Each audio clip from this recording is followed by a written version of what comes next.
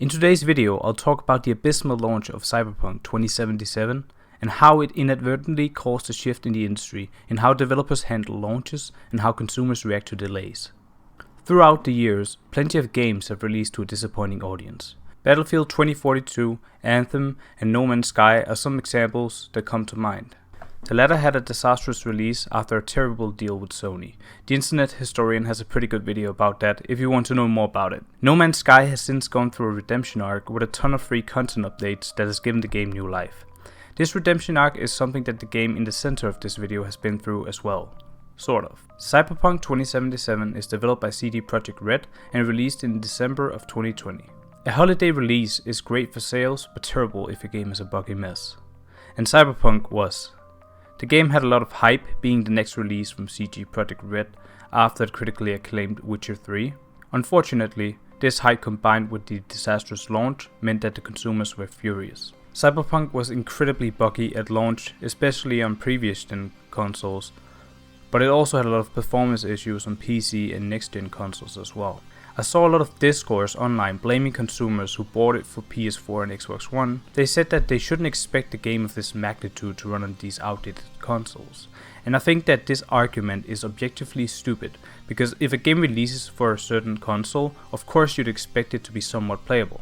It's not the consumer's fault that the developers more or less just ignored the console pre-launch. Of course they're going to develop it for the next-gen consoles, of course. They want to make the best game and the most beautiful game as possible, but then just don't release it to previous-gen consoles if your game can't be played on it. The fact that the developers more or less admitted to not caring too much about optimization of these platforms is almost criminal and outright scamming consumers, but let's not get more into that. I would like to point out that the game has been receiving loads of patches and I've been able to play through it on my PC without much trouble. It still doesn't run perfectly, but it runs well enough. I don't want to get too much into my personal opinions on the game itself.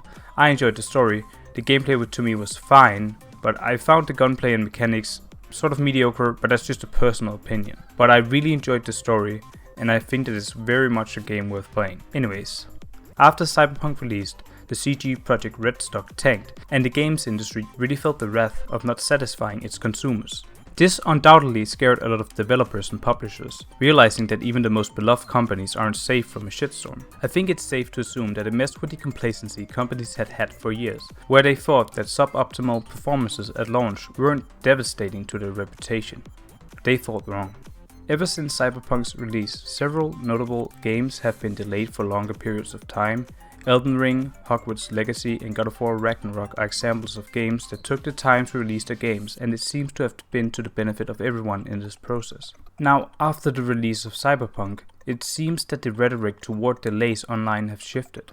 Before, you usually saw a lot of annoyed comments on social media whenever a game was delayed, perhaps even harassment towards the developers in some cases. But now it feels a lot more accepted. I see the phrase, "Good, take the time you need, we wouldn't want another Cyberpunk," all the time whenever a developer announces a delay. I personally think that this is a good thing, and I agree that I'd rather the developers spend the time needed to fully develop the game rather than conforming to the business suits setting arbitrary release dates to maximize their profits, because that's what happened with Cyberpunk. There were some business suits who thought that it would be a good idea to have a holiday release, so the game just wasn't finished. But this shift in perception of delays is not a free gift to the game developers. It also means that expectations now are just that much higher. Without going too in depth with bugs and glitches in video games, the short version is that before consoles were connected to the internet by default, a game couldn't really be patched. That meant that the game you bought was the game that you got. Nowadays, day one patches have almost been a tradition in the gaming industry, with massive data of patches required to even play your game on release. That undoubtedly have caused a certain complacency for developers. They think that as long as there aren't any major game-breaking bugs, you can always patch things out later, and that's partly true. It makes sense since it's easier to catch these bugs after release because you get feedback from thousands of players, and they're essentially paying you for it, saving a ton on quality assurance wages. Nowadays, if a game is delayed for a longer period of time, consumers will expect a near-perfect product, because why else did they have to wait?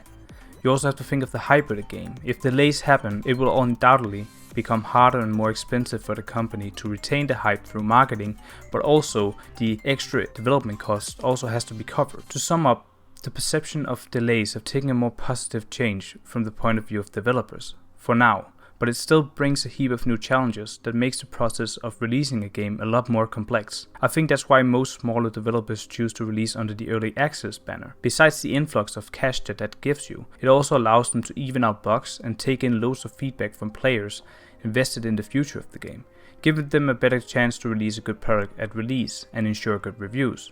And you could think, well, why don't all game studios just do this? Why don't all game studios just release under early access? Well, you have to think that your week 1 sales are massive for the stockholders or shareholders in the company. So if you get a bunch of sales beforehand and then you get maybe all the fans have already bought it beforehand, and you don't really have any big box office hits on the week 1 of the release, and it looks worse on paper. I think that's part of it, and I think it's a more complex process, but it's just part of it. So that's all I have for you today. I hope that you enjoyed this video. Feel free to like and subscribe and comment your thoughts on the topic. Also feel free to let me know if you want more of these types of videos where I'll go a little bit more in depth, because I really enjoy producing them.